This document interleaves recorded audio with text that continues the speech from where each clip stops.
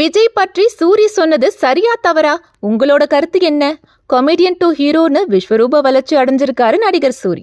அதோட சினிமாவில் சம்பாதிச்ச பணத்தை ஸ்மார்ட்டா இன்வெஸ்ட் பண்ண இவர் ஸ்டார்ட் பண்ண அம்மன் ஹோட்டல் மற்றும் அம்மன் ஸ்வீட்ஸ் வியாபாரம் பிச்சுக்கிட்டு போகுது.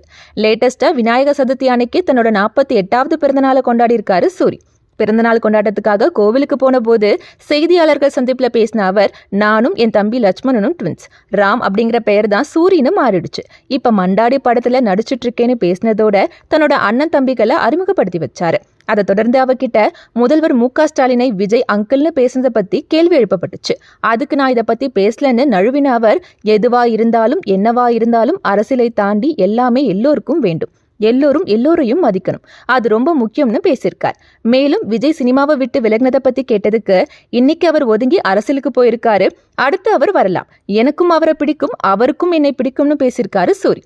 ஆக்சுவலி சினிமாவை தாண்டி திமுகவில் மிகவும் ஈடுபாடு கொண்டிருக்காரு சூரி. மேலும் துணை முதல்வர் உதயநிதி கூட பல அரசியல் விழாக்கள்ல சூரி கலந்துகிட்டதை நாமே பார்த்திருப்போம். அவங்க 2 பேருக்குள்ள அப்படி ஒரு பாண்டிங். யாரு கண்டா திமுகவில் அவரை இணைச்சி 2026ல் சூரிக்கு அவர் சொந்த ஊர்லயே சீட்டு கொடுத்தா கூட ஆச்சரியப்படுறதுக்கு இல்லைன்னு கமெண்ட் பண்றாங்க ரசிகர்கள்.